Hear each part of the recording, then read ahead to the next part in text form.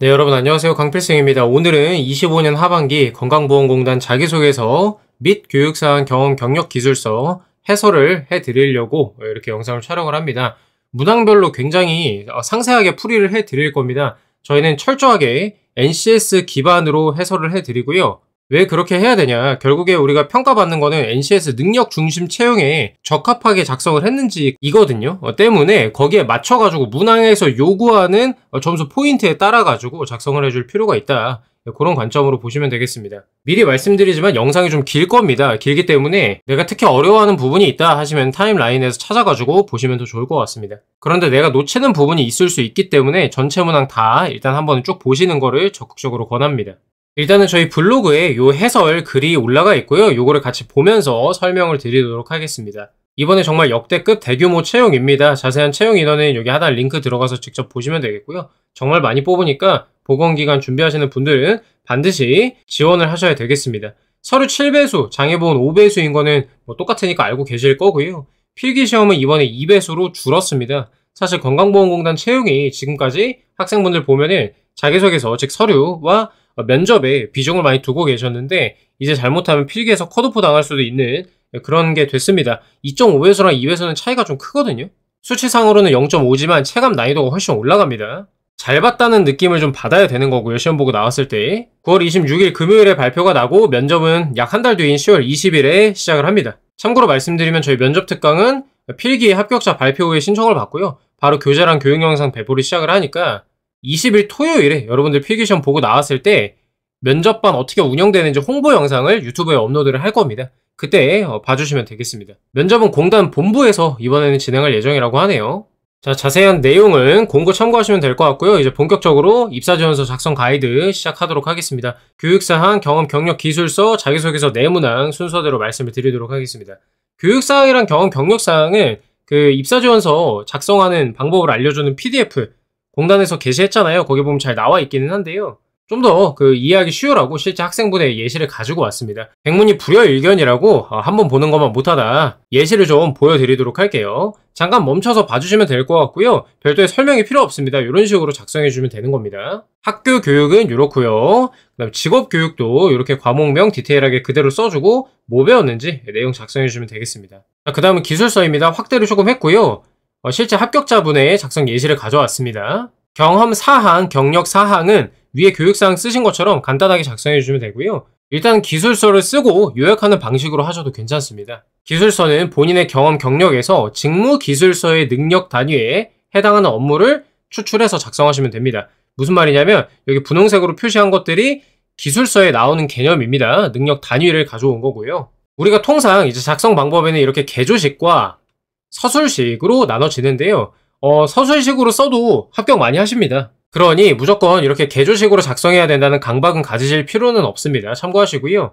근데 개조식이 사실은 내용을 더 많이 작성할 수 있잖아요. 여러 경험을 많이 넣을 수 있기 때문에 저는 가급적이면 개조식을 추천을 하는 바입니다. 어떤 경험 경력인지 수행 내용, 어떤 걸 수행했는지, 즉 직무 능력 단위에 맞춰가지고 내가 학술회 할 때 PR 쪽으로는 SNS 운영을 해봤다. 예산 쪽으로는 연간 예산을 운영해봤다. 이런 식으로 해주시면 되겠고요. 결과도 이 넘버링에 맞춰가지고 방금 PR 봤죠? SNS를 이용해 교내 편익 정보를 제공했다. 예산 지출 내용 공개로 청렴도 평가 결과 우수를 받았다. 이런 식으로 써주시면 되는 거죠. 아마도 처음 지원하시는 분들은 이게 가장 괴로운 작업일 거예요. 내가 경력 경험을 이 능력 단위에 맞춰가지고 뽑아내셔야 되거든요.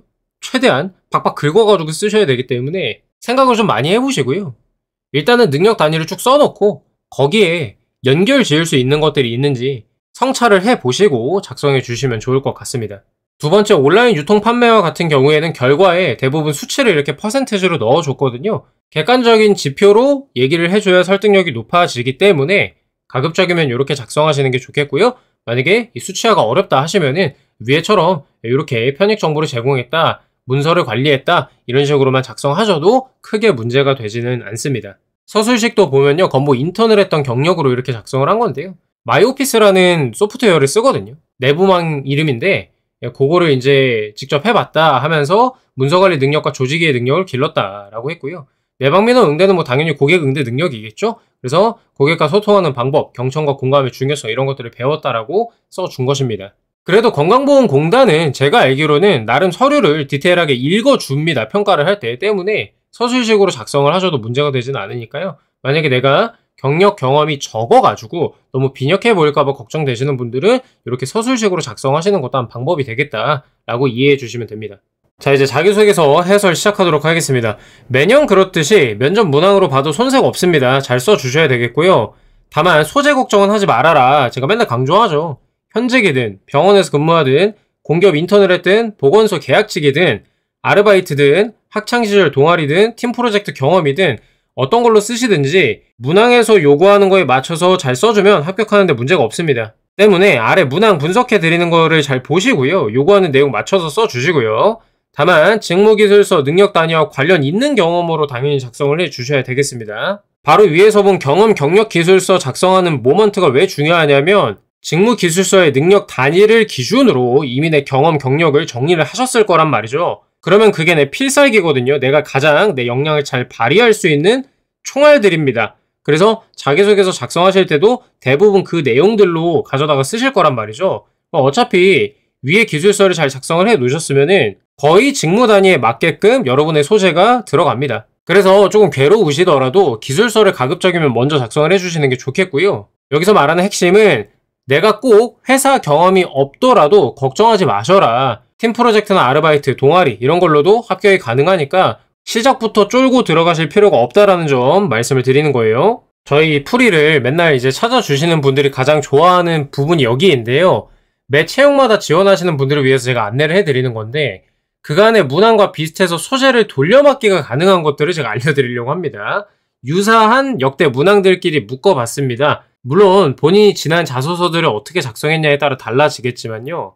자, 이제 어떻게 소재 돌려막기를 할 것인가에 대해서 좀 말씀을 드리겠습니다. 먼저 1번 문항을 볼게요. 다른 사람과 같이 협동을 해야 하는 상황에서 개인적인 불편을 감수하면서도 맡은 역할을 끝까지 마무리하기 위해 노력했던 경험, 행동과 결과를 포함해 구체적으로 써달라고 합니다. 기본적으로 문항에다가 제가 빨간색 표시를 해놨다는 거는 이게 NCS에서 중요한 요소라고 이해하시면 되겠고요. 평가가 이뤄지는 부분이라고 보시면 되겠습니다. 이 문항은 대인관계의 직업윤리를 보고자 함이고요. 개인적인 불편을 감수했다는 게 희생을 말합니다. 내가 조금이라도 손해보거나 양보한 게 있어야 되고요. 이 소재만 있으면 뚝딱 작성할 수 있겠죠. 근데 중요한 거는 내가 어떤 생각으로 이렇게 불편을 감수하면서 마무리를 하고자 했는지 그 마인드, 생각이 가장 중요합니다. 요거는 제가 여러 번 강조를 하는데 모든 진술 순서는 생각, 행동, 결과 순서입니다. 여러분들이 생각을 많이 놓칩니다. 행동이랑 결과만 많이 얘기하시는데요. 내가 어떤 생각으로 그 행동을 했는지도 반드시 써주셔야 되겠습니다. 뒤에 1번 풀이에서도 구체적으로 말씀을 드리겠지만 이 마인드를 보고자 함이 출제 의도이거든요. 그러니까 그 부분 신경 쓰셔야 되겠고요. 결과는 당연히 해피엔딩 플러스 팀워크 증진 놓치시면 안 됩니다. 왜? 협동을 해야 되는 상황에서 이렇게 한 행동이기 때문에 나의 행동으로 인해서 우리 팀워크까지 증진시켰다라는 거 어필해주면 너무 좋겠죠? 대인관계 능력 안에 하위 능력으로 팀워크가 들어가 있습니다. 여러분들이 이런 것들을 잘 모른단 말이에요. NCS 부분을. 놓치시면 안 된다. 제가 그래서 이런 분석과 해설을 올리는 거고요. 거기에 맞춰가지고 잘 이해하고 작성을 좀 해주시면 담백하게 작성하지만 자소서에서 고득점을 할 수가 있다 라는 점을 말씀을 드리는 겁니다. 그래서 상반기 때 썼던 거랑 비교를 해보면요. 자신보다는 타인을 위해 행동했다라고 자부할 만한 행동. 요거 제가 상반기 풀이할 때 희생이라고 말씀을 드렸죠. 맥락은 결국에 똑같습니다. 이때는 이유와 결과 마찬가지로 쓰라고 했죠. 여러분 이유가 뭘까요? 이유? 여기서 말씀드린 거. 생각이죠. 생각.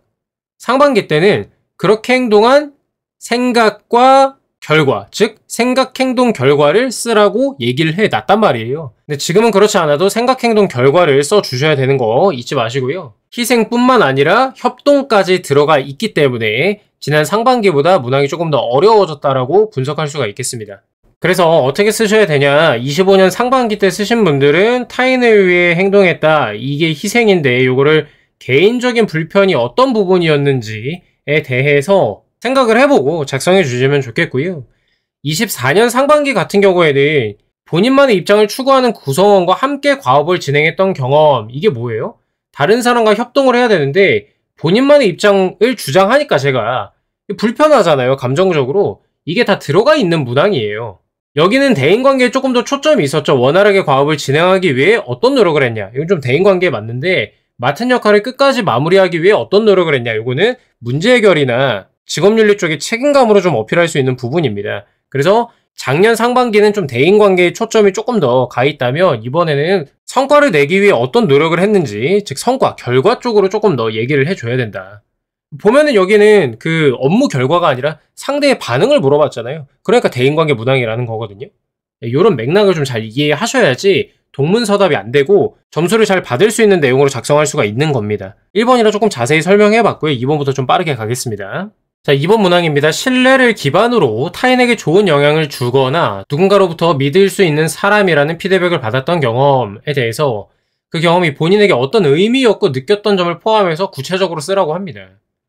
요것도 보면은 타인에게 좋은 영향을 주었다. 그리고 신뢰라는 거는 기본적으로 둘 이상의 사람들이 있어야지만 발생하는 겁니다. 그렇죠? 그래서 대인관계 문항이다. 타인과의 상호작용을 보는 거고요. 좋은 영향을 줬다라고 하니까, 피드백을 받았다라고 하니까 상호작용이죠. 그리고 이게 단순히 상호작용이 끝이 아니라 여러분 신뢰는 언제 생기죠?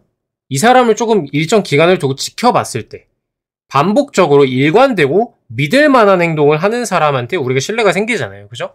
그래서 이 직업윤리로부터 형성이 된다.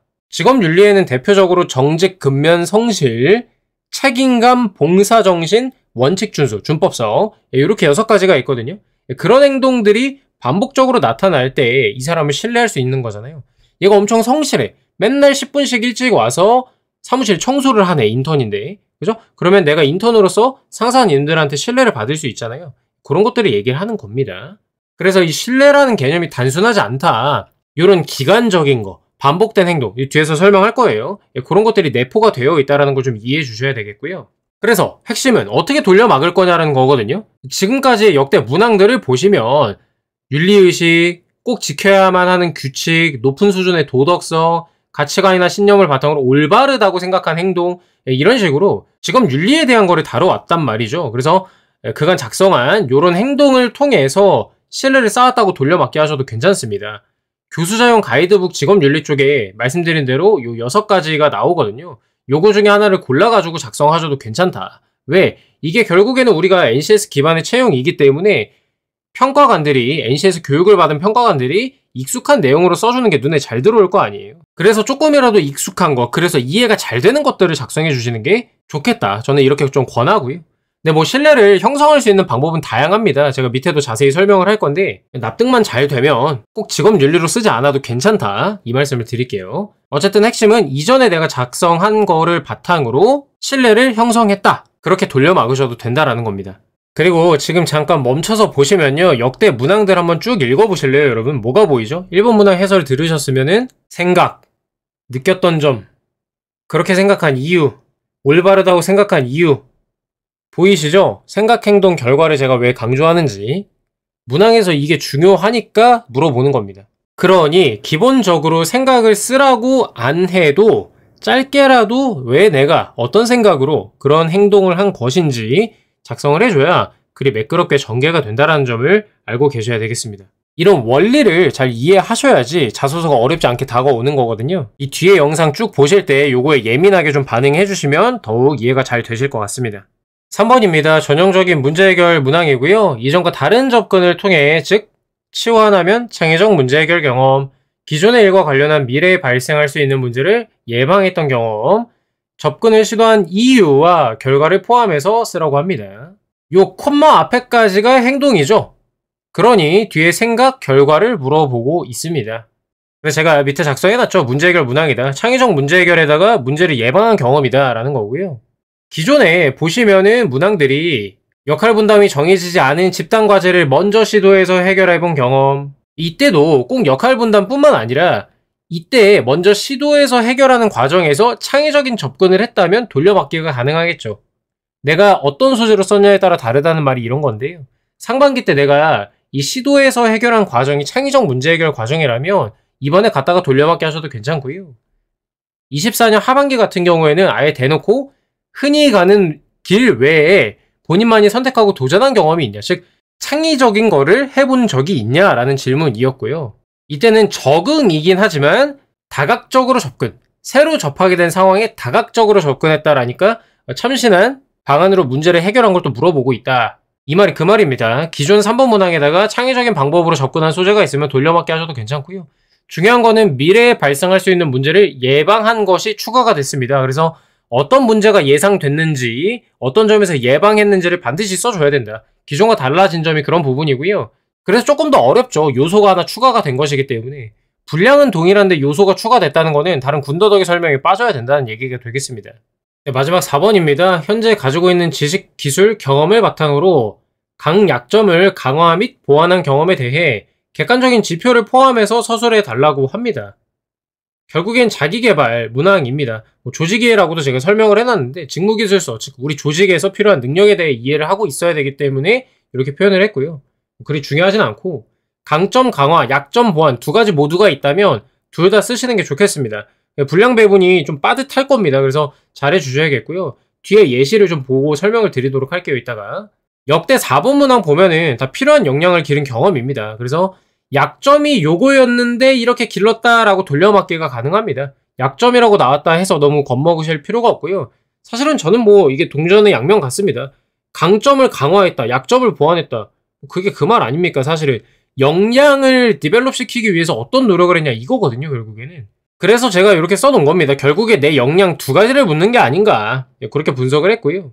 늘 말씀드리지만 직무 수행과 관련된 강점과 약점을 고르셔야 되겠고, 얘네는 면접에서 여러분들 1분 자기소개라거나 강점, 약점 질문에 그대로 사용을 하셔야 되기 때문에 정말 신중히 잘 골라주셔야 되겠습니다. 우린 항상 자소서 접수할 때 면접까지 내다 보셔야 됩니다. 그래야 나중에 발목을 안 잡힙니다. 그리고 직무기술서를 보시면 지식, 기술, 태도가 있는데 그거를 참고해서 쓰시면 되겠고요. 가급적이면은 기술, 지식, 태도 순서로 좀 소재 선정을 권합니다. 기술이 현장에서 바로 써먹을 수 있거든요. 그리고 객관적 지표를 통해서 검증하기가 조금 수월합니다. 지식은 측정하기가 어렵잖아요. 기술은 성과로 나타낼 수가 있기 때문에 그런 거고요. 자세한 방향은 뒤에서 예시와 함께 설명을 드릴 거고요. 여기서는 그간 작성한 거를 돌려막기 어떻게 해야 되냐, 이렇게 돌려막기 하시면 된다, 그 말씀을 드리면서 4번까지 돌려막기 어떻게 해야 되는지 설명을 마무리하겠습니다. 이번 풀이에서는 작성 예시를 올려드리진 않습니다. 원래 풀 센텐스로 좀 작성을 어떻게 했는지 문항마다 올렸었는데 이게 제가 쓴 내용이 여러분의 주력 소재일 경우 피해를 보는 경우가 좀 발생할 수 있다고 판단을 했습니다. 실제로 컴플레인을 받기도 했고요. 대신에 가능한 소재들을 굉장히 많이 넣어놨습니다. 소재와 아이디어를 생각하는 게 여러분들 입장에서 제일 힘들잖아요. 그 진입장벽을 좀 낮추기 위해서 그렇게 했고요. 자기소개서 작성의 기본은 묻는 것에만 잘 대답해주면 된다는 겁니다. 특히 건보 자소서의 특징은 요구하는 게 많기 때문에 요구사항에 대해서만 제대로 쓰면은 1000바이트가 뚝딱이다. 반대로 말하면 요구하지 않은 내용을 썼을 때 진짜 필요한 내용이 안 들어갔는데도 분량이 찬단 말이죠. 그러면 점수를 받기가 어렵겠죠. 그러니 저희 해설을 집중해서 잘 봐주시면 감사하겠습니다. 묻는 게 뭔지 파악을 하고 답을 작성하시고 살을 붙이는 순서대로 써보시면 좋겠고요. 블라인드 기준 한번 읽어보시면 될 것 같습니다. 자, 1번 들어갑니다. 모든 문항에는 출제 의도가 있거든요. 건강보험공단에서 현재 어떤 인재를 원하는가가 반영이 되어 있습니다. 제가 문항마다 이 의도를 다루는 이유는 왜 이게 출제됐는지를 이해를 하면 내가 거기에 조금 더 포커스를 맞춰가지고 작성을 할 수가 있기 때문에 동문서답을 조금 피하는 데 도움이 됩니다. 그래서 제가 이런 부분을 설명을 한다라고 보시면 되겠고요. 그래서 본인이 협동을 위해서 희생과 책임감을 발휘할 줄 아는 사람을 뽑고자 이렇게 출제한 것으로 보이고요. 뿐만 아니라 실질적인 행동을 해서 성공적인 결과, 즉 협동 증진과 성과를 만들어낼 수 있는 사람을 원하는 것으로 보입니다. 요즘에 개인주의, 뭐 좀 심하게 말하면 이기주의죠. 그런 것들이 좀 심하잖아요. 공공기관 자체에서도. 그래서 그런 부분들 때문에 출제가 된 게 아닌가 좀 조심스럽게 생각을 해봅니다. 이 문항을 통해 평가 요소는 이렇게 되어 있습니다. 대인관계, 조직이해, 직업윤리, 자기개발 정도로 보시면 되겠고, 협업 상황에서 타인과 관계를 유지해야 되고요. 공동의 목표 달성을 위한 조직 중심의 사고. 내가 이렇게 불편을 감수하는 건 다 우리 조직을 위해서 아닙니까? 그런 것들이 있는지, 그 마인드가 있는지, 즉 그 생각이 있는지를 보려고 하는 거고요. 아까 말씀드렸듯이 책임감은 직업윤리에 들어갑니다. 그래서 불편을 감수하고 역할을 끝까지 수행하려고 하는지, 자기 관리 능력, 자기 개발 능력의 하위 능력으로 들어가 있는데요. 어려운 상황에서도 나의 페이스, 나의 역할을 유지할 수 있는 사람인지 그렇게 자기 관리 능력도 보고자 합니다. 왜 그러냐면 이게 분명히 스트레스 받는 상황이거든요. 그렇게 스트레스 내성이 좀 있는지도 평가가 어느 정도 된다라고 이해하실 수 있겠습니다. 그리고 만약에 내가 이 개인적인 불편이라는 게 갈등이나 불편한 상황이라면 이 문제가 발생한 거를 해결할 수 있는 그런 역량까지 어필할 수가 있는 부분이다 라고 이해하시면 됩니다. 제가 그래서 문항마다 이제 작성 포인트라고 해가지고 템플릿을 써놨는데요. 이 넘버링 순서대로 문장을 구성을 하시면 1000바이트가 완성이 될 겁니다. 예, 그래서 요 순서대로 쓰면 되는구나. 그 안에 들어가야 될 내용으로는 얘가 이렇게 설명을 해놨구나 정도로 이해하시면 됩니다. 모든 문항은 제가 첫 문장에 두 갈씩을 쓰라고 강조를 많이 하고요. 두 갈씩을 오해하시는 분들이 많은데 이 문항 같은 경우에는 어디서 무슨 일을 할 당시 협동을 위해 이러이러한 불편을 감수하며 맡은 일을 마무리했고 이러이러한 결과를 얻었습니다. 까지 조금은 길지만 첫 문장만 읽고도 뒷내용이 예측되도록 짜주는 게 두 갈씩입니다. 그러면 언제 써야 될까? 아래 내용을 다 쓰고 맨 나중에 요약하는 형태로 써주면 되겠죠? 그러니 첫 문장 그 두 갈씩 쓰느라고 머리 싸매지 마시고요. 뒤에 문장들 먼저 쓰시고 마지막에 쓰시면 됩니다. 아시겠죠? 근데 지금 맡은 일을 어떻게 마무리했는지 행동까지 일일이 나열을 하기가 분량상 어렵잖아요. 그러니까 뺀 거예요. 그 다음 문장, 상황과 공동의 목표를 명확하게 제시해야 됩니다. 제가 조직 관점이라 그랬죠? 내가 왜 협동했어야 되고 왜 희생을 하고자 했는지, 궁극적인 목표가 뭐였는지를 써줘야 됩니다. 무엇을 위해 협동해야 했는가, 이게 핵심인 거고요. 그래서 어느 조직에서 어떤 업무를 할 때 누구와 왜 협동을 해야 했는지 제시해 주시면 됩니다. 이 왜 협동이 조직의 목표와 연관이 되겠죠. 소재는 회사, 인턴, 아르바이트, 동아리, 프로젝트 상관없이 내가 이거 어필하는데 이거에 동문서답이 아니라 제대로 답변을 하는데 가장 적절한 걸로 골라서 써주시면 됩니다. 세 번째, 이게 가장 중요한 파트입니다. 역할, 개인적인 불편 감수, 감수한 이유를 제시해줘야 됩니다. 감수한 이유가 생각이고요. 불편을 감수한 게 나의 행동이 될 것입니다. 내가 어떤 역할이었는데 어떤 불편을 감수하기로 했는지, 왜 그런 결정을 했는지 써주시면 되겠습니다. 내 상황을 좀 설명을 해줘야 이 불편을 감수한 게 돋보이거든요. 예를 들어서 내가 바빴는데 나는 요만큼의 일만 하면 됐지만 나는 이런 방식으로 했지만 협동을 위해서 희생을 감수했다. 뭐 이런 식으로 해줘야 이 사람이 힘든 와중에도 불편을 감수했구나 하고 나의 양보, 희생이 돋보인다는 거죠. 무슨 말인지 아시죠? 극한의 상황일수록 정당화가 잘 되니까 좋은데 과하게 오버하지는 마시고요. 감수한 이유에는 이 생각, 지원자의 가치 판단 기준을 평가하기 위함이거든요. 정말 중요한 파트라 별표 하나 더 달아놓은 거고요. 공공성, 조직 중심의 사고가 드러나도록, 이 공공성이라고 하면 고객에게 양질의 서비스를 제공하기 위해서라든가 예비 공공기관 직원을 뽑는 자리이기 때문에 이런 부분들이 드러나도록 써주면 더욱 좋다라고 이해하시면 됩니다. 중요한 것은 내 사적 이익 추구를 위해 양보했다라고 하는 것보다 조직과 고객들, 국민들을 위해 헌신하는 마음을 가지고 했다고 접근을 하면 직원으로서의 정신 자세가 제대로 박혀있다고 볼 수가 있겠죠. 방금 말씀드린 직원으로서의 정신 자세는 면접 시 평가 요소 중에 하나라서 말씀을 드린 겁니다. 이게 다 연관이 이렇게 되어 있다는 점 다시 한번 리마인드를 하고요. 자, 그러면 여러분들이 개인적인 불편에는 뭐가 있는지 잘 안 떠오르잖아요. 그래서 좀 정리를 해봤습니다. 물리적 불편, 역할상의 불편, 심리적 불편 이런 것들이 있고요. 야간이나 주말 시간을 희생했다, 장거리 이동을 감수한다, 개인 일정을 양보한다. 뭐 팀장이 아닌데 리더의 대행까지 하는 역할을 했다. 불편하죠, 이런 것도. 다른 조원의 실수를 대신 수습했다. 뭐 여담이지만 다른 공공기관 같은 경우에는 면접 문항으로 다른 팀원이 실수한 거를 내가 나서서 커버 친 경험이 있냐라는 게 출제가 된 적도 있습니다.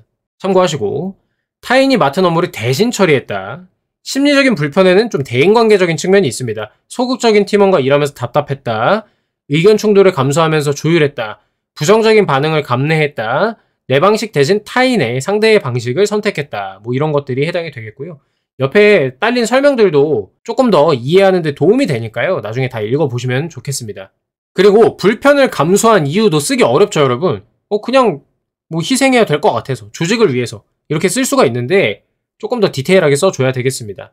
공동의 목표 달성이 우선이라고 생각을 했다. 내 불편함보다는 팀 성과가 중요하다고 판단했다. 예시를 써보면은 제가 희생함으로써 뭐뭐한 점에서 공동 목표 달성을 보다 신속 정확하게 할 수 있다고 판단했다. 뭐 이런 식으로 쓸 수가 있는 거고요.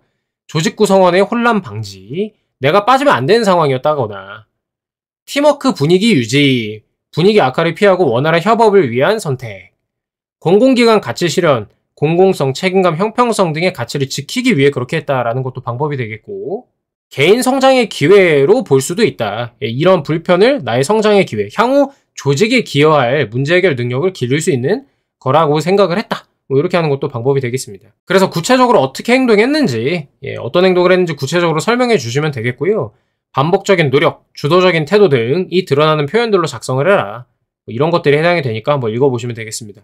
결과, 당연히 해피엔딩이라고 말씀드렸죠. 업무 성과와 더불어서 원활한 협동과 팀워크 증진까지 좀 챙겨주십시오.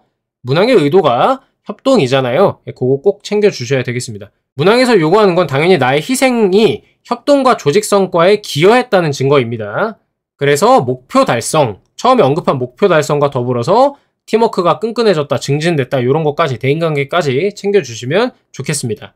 2번입니다. 신뢰를 기반으로 타인에게 좋은 영향을 주거나 or 그죠? 누군가로부터 믿을 수 있는 사람이라는 피드백을 받았던 경험에 대해서 본인에게 어떤 의미였고 느꼈던 점을 포함해서 구체적으로 써라. 결과를 굳이 쓸 필요는 없는 걸로 보입니다. 그죠? 문항의 의도 봅시다. 여러분의 행동이 누군가에게, 타인에게 얼마나 신뢰를 받고 긍정적인 영향을 주었는지를 평가하는 겁니다. 즉 단순히 좋은 일을 했다가 아니라 신뢰를 형성을 했어요. 이거를 바탕으로 팀원들에게, 타인에게 긍정적인 영향력을 행사했는가가 포인트입니다. 아무래도 요즘 공사 내부에서 좀 서로 신뢰가 부족한 분위기가 아닌가 생각을 해봤고요. 직원 간 긍정적인 상호작용을 할 줄 아는 인재를 원하는 것으로 좀 보입니다. 1번에 이어서 지금 2번도 대인관계적인 측면이 좀 강하거든요. 앞서 돌려막기 파트에서도 설명을 잠깐 드렸듯이 직업윤리, 진정성 있는 태도를 발휘해서 타인의 신뢰를 얻었는가.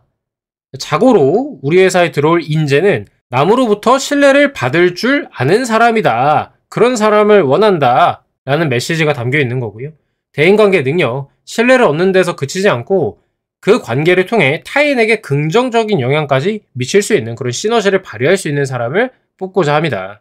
그런 겁니다. 작성 포인트입니다. 2가지씩 써주시고요. 어디서 어떤 일을 할 당시 뭐뭐를 바탕으로 신뢰를 형성했고 누구에게 이러한 긍정적인 영향을 미쳤습니다. 써주고요. 의미랑 느낀 점은 마지막에 써주면 되기 때문에 2가지씩에 굳이 넣지 않아도 될 것 같습니다.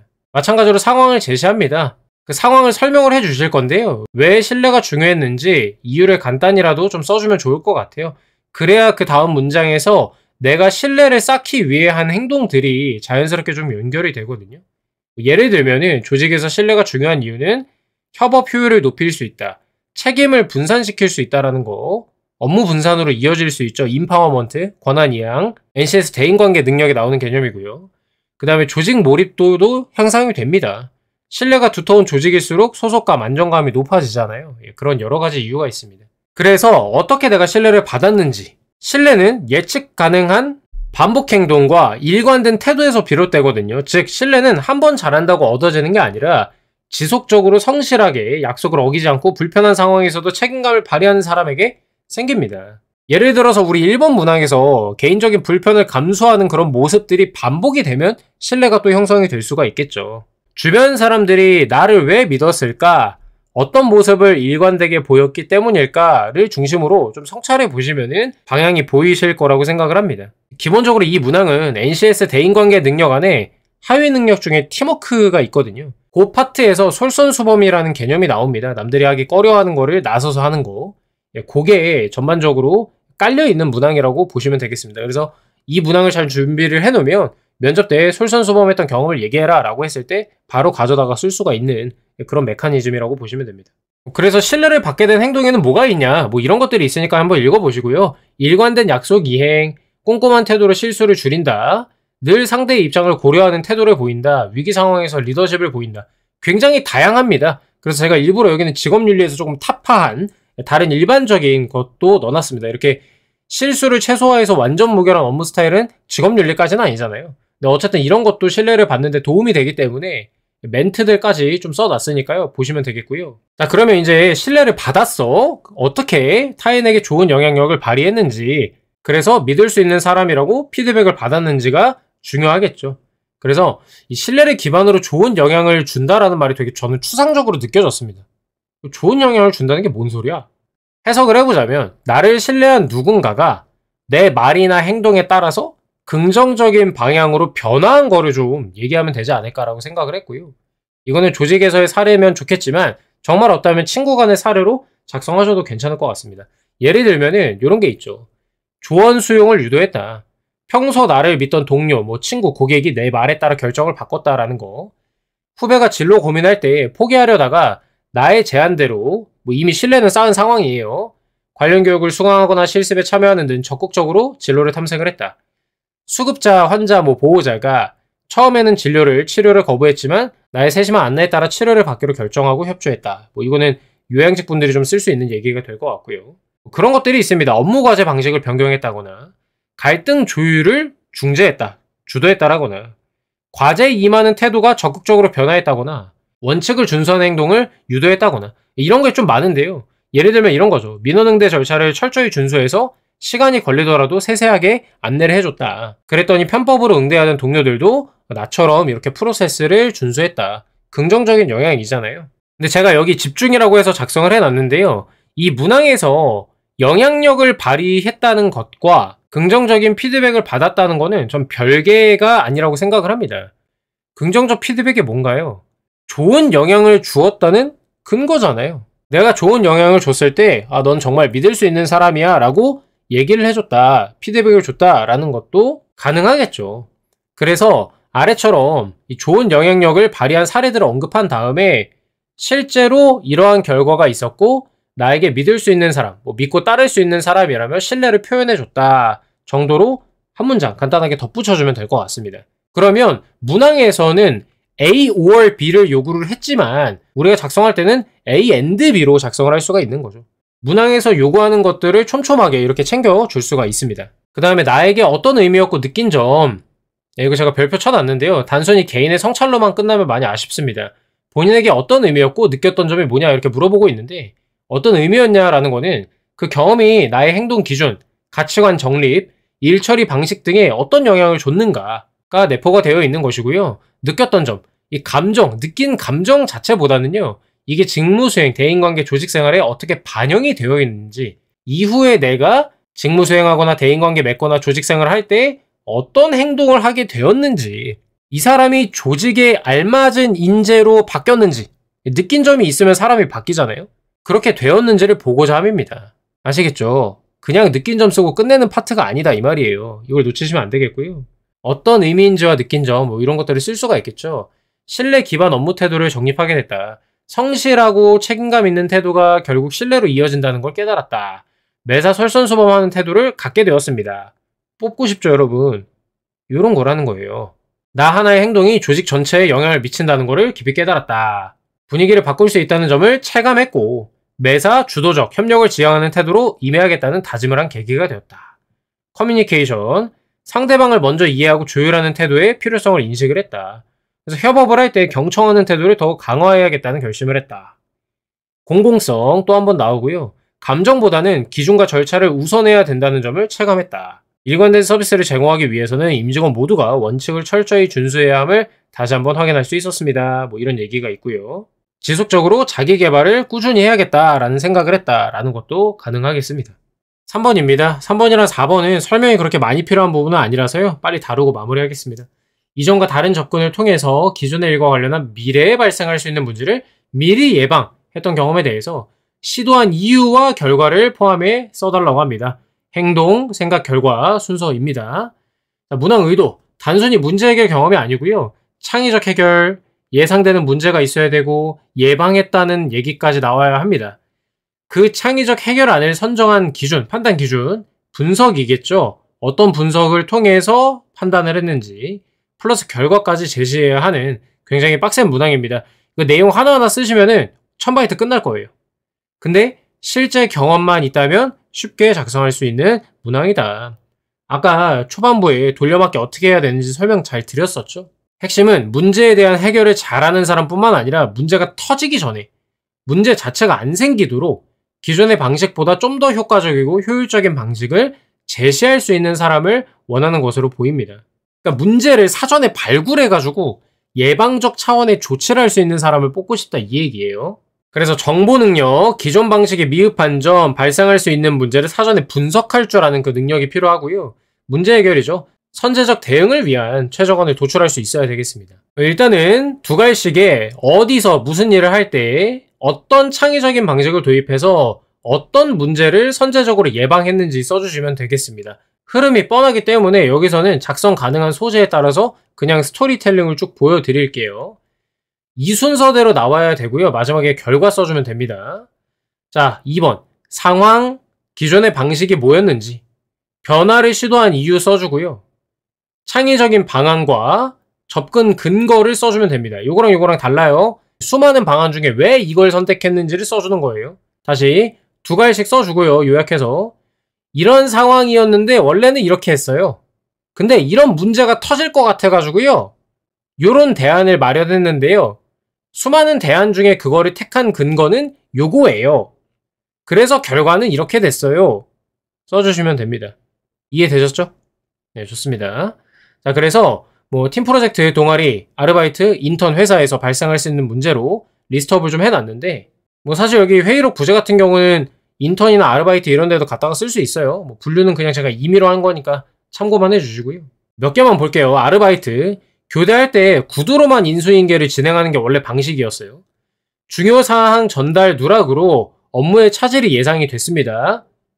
이런 문제가 발생할 수 있다고 판단. 근데 업무의 차질이라고만 쓰지 마시고요. 구체적으로 내가 있는 상황에서, 내가 쓰고자 하는 그 상황에서 어떤 문제가 예상됐는지 좀 더 디테일하게 써주면 좋겠죠. 그래서 창의적 대안, 기존에 하지 않던 대안으로 카운터 옆에 소형 태블릿을 설치하고 공유 문서를 활용해 인수인계 사항을 타이핑으로 작성했습니다. 왜? 매번 인계 사항이 발생할 때 편리하게 작성해 인수인계 시 활용을 하고요. 언제든 다시 보고 상기하면 이런 누락을 방지할 수 있다고 판단했기 때문입니다. 이렇게 근거까지 써줄 수가 있는 거예요. 흐름 이해되시죠? 이번에는 동아리 쪽을 한번 봐봅시다.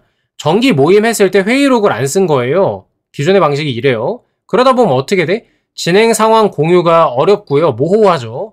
책임이 불분명해가지고 갈등 발생이 예상되는 상황이었어요. 그래서 회의를 녹음해가지고 AI 음성 변환을 활용해가지고 회의록을 작성하고 공유 문서로 공유했다. 왜? 그렇게 했을 때 회의 내용 누락을 방지하고 녹음해서 AI로 변환을 하면 일일이 타이핑하는 번거로움도 덜 수 있다고 생각을 했다. 이렇게도 쓸 수가 있는 겁니다. 마지막으로 인턴 경험 한번 볼까요? 회사 경험. 수작업으로 엑셀을 정리하고 중복을 수기로 입력해가지고 제거하고 이렇게 했습니다. 이게 계속 유지가 된다면 시간 낭비, 오탈자가 빈발하고 보고서 신뢰도도 하락할 걸로 예상이 됐다는 거죠. 아직까지 문제는 없었지만 그 내용을 좀 넣어줘야겠고요. 그래서 엑셀에 중복 방지 체크 기능을 추가하고 단축키를 등록을 했다. 좀 더 구체적으로 쓰자면 VLOOKUP과 조건부 서식으로 중복 값을 자동 표시되도록 설정을 했다. 이렇게 해주면 굉장히 디테일하게 컴퓨터 활용 능력, 사무행정 능력도 어필할 수가 있겠고요. 어쨌든 사람이 작업할 때 언제든 인적오류가 발생할 수 있기 때문에 이런 시스템을 갖춰놓으면 오류는 줄이고 시간을 단축하는 등 업무 효율이 높아질 거라고 판단을 했기 때문이다. 이런 식으로 또 근거를 덧붙여 줄 수가 있습니다. 결과는 이로 인해서 3에서 말한 이런 문제가 발생할 수 있다고 판단했다. 요 문제가 예방이 되었고 이러이러한 효과를 얻을 수가 있었다. 이 효과에 대해서는 포스터 홍보물 관련한 얘기를 썼다면 행사 참여자가 굉장히 많아졌다. 이런 식으로 관련해서 결과물을 써주시면 되겠습니다. 어렵지 않고요. 2, 3, 4, 5 제가 넘버링 붙인 거 순서대로 하나하나 작성해 주시면 되겠고요. 그거 요약해가지고 위에 2가지씩으로 만들어주시면 끝나는 문항이었습니다. 네, 마지막 4번입니다. 조금만 더 힘냅시다. 가지고 있는 지식 혹은 기술 경험을 바탕으로 본인의 강점, 약점을 강화, 보완한 경험에 대해서 객관적 지표를 포함해 써달라고 합니다. 객관적 지표가 좀 걸리긴 하죠. 문항의 의도는 뭐냐면 직무에 대한 이해가 있어야 되고 본인 스스로에 대한 이해, 발전 의지와 행동, 실천력까지 평가하는 문항이라고 보시면 됩니다. 예비 공단 땡땡직으로서 업무 수행을 위해 본인이 현재 어떤 역량을 가지고 있고 어떤 역량이 부족한지, 그래서 어떻게 향상시키려고 노력하고 있는지 등 본인 스스로 주도적으로 노력하는 인재를 바라고 있다는 점. 그래서 일단 직무 기술서를 반드시 참고해서 작성을 하셔야 되겠고요. 지난 상반기 4번 문항 보시면은 행동 중심의 자기개발을 요구를 했습니다. 그때 당시에 제가 이렇게 분석을 했습니다. 책상에 앉아서 하는 공부만으로는, 자격증만으로는 한계가 있다는 걸 얘네도 안다고 이제. 그래서 ADSP나 SQLD 같은 거 많이 취득을 하시죠. 근데 실제로 데이터 역량이 있다고 어필할 거면 현장 경험을 가지고 와라 라는 식으로 지난 상반기 때 출제가 됐었습니다. 저는 이 기준이 이번에도 유효할 것이라고 생각을 해요. 때문에 우리도 강점을 강화하고 약점 보완한 내용을 현장 경험 중심으로 좀 써주는 게 베스트일 거다. 이렇게 생각을 합니다. 결국에는 이게 약점을 드러내야 되니까 좀 찔리거든요. 하지만 결국 내 역량을 자랑해보라는 문항으로 보입니다. 그래서 현장 중심이라는 것은 지식, 기술, 태도 중에서 지식을 넘어서 좀 기술의 영역을 추구하는 거로 저는 분석을 했고요. 면접에서도 당연히 이건 역량이랑 직결되기 때문에 영향이 있을 거라고 얘기를 했었습니다. 6급 가 행정직 직무기술서를 열어보면요. 기술 파트에 이런 얘기들이 있습니다. 무슨 기법, 경영 분석 기법, 문서 작성 기법, 고객 관리 시스템 활용 기술, 고객 분석 능력 이런 것들이 있거든요. 이런 것들 중에서 두 가지를 골라서 하나는 강화한 거, 하나는 보완한 거 이렇게 좀 써주면 어떨까라는 생각이 들었고요. 근데 그렇다고 해서 지식이랑 태도를 쓰면 안 된다는 얘기는 아니니까요. 본인의 역량을 가장 잘 어필할 수 있는 것으로 선정하시면 됩니다. 그래서 NCS 평가 역량은 조직 이해, 직무에 대해서 이해를 하고 있어야 되니까요. 그다음 자기개발 능력, 정보 능력입니다. 정보 능력이 왜 들어가냐면 뭐 객관적인 지표, 수치, 타인의 인정 등 이런 걸 근거를 기반으로 해서 써야 되니까 이거를 좀 넣어봤고요. 어쨌든 핵심은 자기개발 능력이 중심입니다. 템플릿 간단합니다. 첫 문장에 두 가지씩으로 써주세요. 뭐 역량을 강화하고 뭐 역량을 보완했는지 써주시면 되겠고요. 저는 이렇게 세트를 덩어리로 묶었습니다. 강점, 강화해야겠다고 생각한 이유, 배경, 실제로 강화한 내용, 객관적인 지표 이렇게 약점, 보완해야겠다고 생각한 이유, 어떻게 보완했는지 객관적 지표 근거 이러면 끝이 나는 거예요. 강점 덩어리, 약점 덩어리 이렇게 써주면 되겠고요. 분량이 부족하면은 생략을 하고 분량이 남으면 이 정도도 써주면 됩니다. 그때의 경험을 통해서 뭘 얻었는지 최종 성과를 써주시면 되는 거거든요. 예시를 안 쓰겠다 했는데 콜센터 근무 같은 경우에는 좀 드문 경험이잖아요. 그래서 살포시 좀 넣어봤습니다. 자, 봅시다. 콜센터 근무 당시 내 강점인 컴퓨터 활용 능력을 활용해 민원 분류 자동화 엑셀을 구현한 적이 있습니다. 근데 강화를 위한 노력이 나와야 될 거죠. 그 과정에서 보다 알맞은 함수를 선정하기 위해 학습이 필요하다고 판단을 했고 이유 나왔고요. 그래서 어떻게 강화했는지 관련 직업교육 인터넷 강의를 수강해 최적의 고객관리 시스템 구축에 필요한 엑셀 능력을 갖췄습니다. 이거 아까 직무기술서에서 보셨죠? 고객관리 시스템. 그래서 넣은 거고요.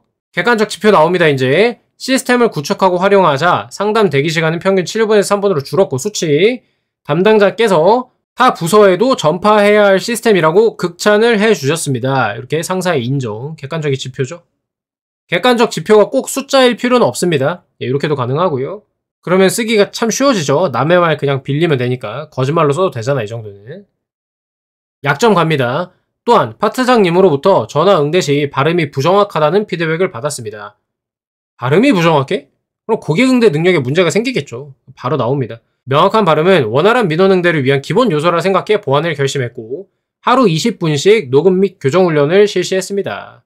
그 결과 다음 상담 품질 평가에서 응대가 또렷해서 설명이 더 잘 이해됐다라는 긍정적인 평가를 받았습니다. 이렇게 해주는 거죠. 개인적으로 너무 구체성이 좀 떨어지는 측면은 있습니다. 근데 1000바이트에서 요거 2개 넣으려면요 이 정도밖에 못 쓸 거예요. 큰 프레임을 잡고 이렇게 들어가야 된다는 점을 좀 강조하고 싶고요. 이러한 역량을 인정받아 해당 분기 최우수 상담원으로 선정될 수 있었습니다. 해주면 끝나잖아요. 그렇게 쓰시면 되겠고요. 요거는 마지막 이 문장은 요 하나의 소재에서 썼기 때문에 일관된 흐름으로 최종 결과까지 낼 수 있었습니다. 그래서 2개를 분류해서 쓰면은 약점 이렇게 하고 끝내면 뭔가 어색하잖아요, 여러분 느낌에. 그래서 자꾸 입사후 포부 붙이는 거 알거든요. 근데 그렇게 하실 필요 전혀 없습니다. 약점까지 이렇게 마무리해주면은 더 안 쓰셔도 되는 거거든요. 그러니까 분량이 부족하다고 불안해하지 마시고요. 이렇게 프레임 잡아가지고 2가지씩 강점, 약점 이렇게 쓰셔도 되고요. 정말로 분량이 딸린다 하시면 2가지씩도 그냥 날리세요. 네, 그러셔도 됩니다. 어쨌든 강점이랑 약점을 물어보는 것이기 때문에. 마지막으로 직렬별 강점, 약점, 강화, 보완 방안을 이렇게 준비를 해왔습니다. 행정직 강점 3가지, 약점 3가지, 보완 방안들 써놨고 건강직, 요양직도 써놨습니다. 그리고 사실상 서로 넘나들면서 해도 되거든요. 분류만 이렇게 해놓은 거니까 좀 참고해 주시면 좋을 것 같고요.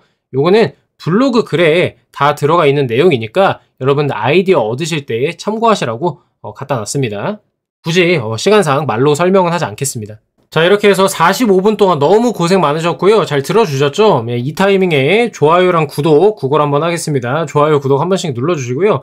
도움이 됐다면 댓글도 좀 달아주시면 감사하겠습니다. 자, 마지막 리마인드를 좀 하도록 하겠습니다. 여러분들 이제 필기가 2배수가 돼가지고 좀 빡세졌습니다.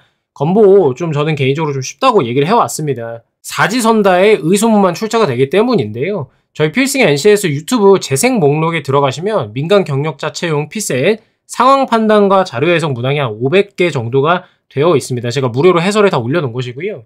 피셋형을 빠르고 정확하게 풀어내는데 도움이 될 겁니다. 비용 전혀 안 드는 거니까 500개 다 하겠다는 생각으로 하지 마시고요. 다만 몇 개라도 좀 보고 가시면은 문제 푸는 관점이 좀 많이 생기지 않을까라는 생각을 합니다. 스킬 중심의 해설이기 때문에 그 부분에서 좀 도움이 많이 되실 것 같고요.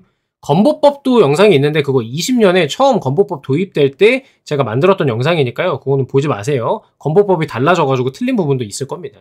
자, 두 번째로 면접 특강 필기시험일 9월 20일에 고사장 나오면 시청하실 수 있도록 제가 홍보 영상 올린다고 말씀드렸죠. 그때 봐주시면 되겠습니다. 자, 마지막 저희 첨삭 프로그램 홍보 좀 하고 마무리하도록 하겠습니다. 예, 저희 여기 링크 들어가시면은 요거 서류 합격 후기라고 해가지고 연결이 됩니다. 그래서 내려가시면은 우리 합격생들 인증한 거 이런 내용들 있잖아요. 예, 그런 것들이 많이 들어가 있습니다. 이분들 중에서는 이제 실제로 면접까지 같이 해가지고 합격해서 지금 다니고 계신 분들도 많고요. 성과를 보면은 지금 저희가 23년 하반기부터 본격적으로 해왔는데 성과가 꽤 괜찮습니다. 그리고 참고로 코레일 10배수였을 때가 한번 있었는데 그때 28명 중에 25명이 또 합격을 했었고요. 서류 합격 정말 압도적으로 잘하고 있습니다. 그래서 여러분들도 첨삭에 좀 관심이 있다, 혼자 쓰기가 많이 버겁다 하시면은 신청해 주시면 좋을 것 같습니다. 자세한 내용은 아래에 소개가 되어 있고요. 저를 포함한 우리 총 7명의 코치님들이 첨삭을 진행을 합니다. 각각의 양력에 대해서 봐주시면 될 것 같고요. 저 위에 성과 우리 코치님들이랑 다 같이 만들어 온 것이기 때문에요. 다들 NCS 전문가이시고 공공기관 출신이시고 심지어 여러분들의 선배이셨던 분들도 계십니다. 다수 합격자를 배출해온 사람들이니까 믿고 오시면 되겠고요. 아쉽게도 채용에서 탈락하신 분들도 다시 오시는 경우가 굉장히 많거든요.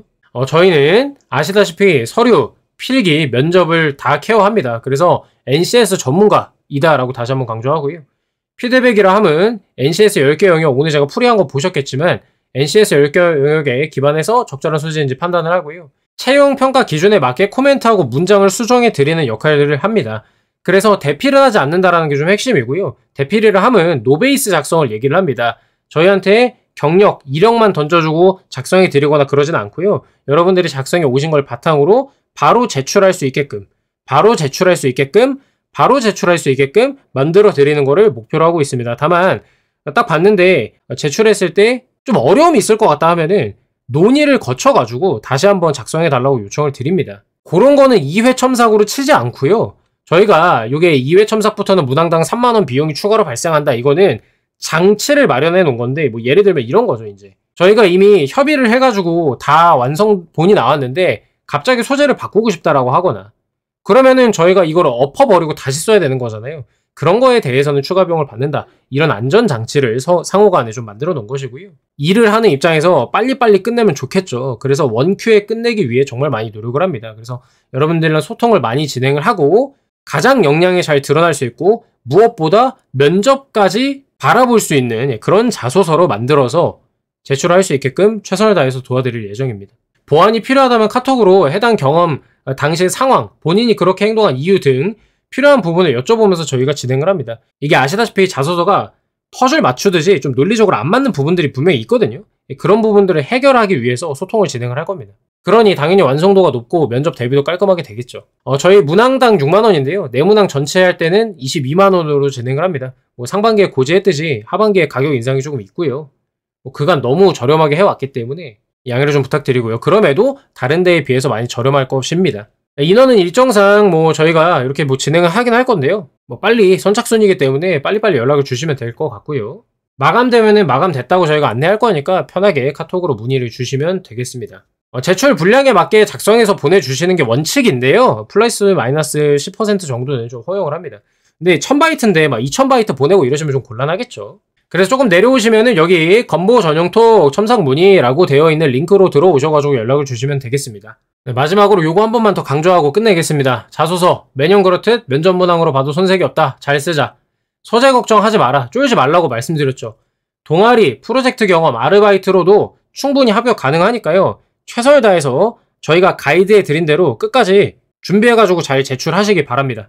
취업은 점점 힘들어지고 있거든요. 취업 시장 문이 점점 좁아지고 있어요. 경기가 안 좋아지고 있기 때문에 사기업을 준비하던 사람들도 슬슬 공기업 쪽으로 들어오기 시작을 하고 있습니다. 이거는 몇 년 전부터 그런 기조가 있었죠. 항상 뭘 하든 간에 처음부터 마지막까지 혼신의 힘을 다해서 최선을 다하셔야 되겠고요. 저희 또한 이 서류를 시작으로 면접 특강까지 여러분들의 합격을 위해서 최선을 다해 임하겠다고 약속을 드리도록 하겠습니다. 자, 긴 영상 보느라 고생 많으셨고요. 여러분의 건승을 기원합니다. 감사합니다.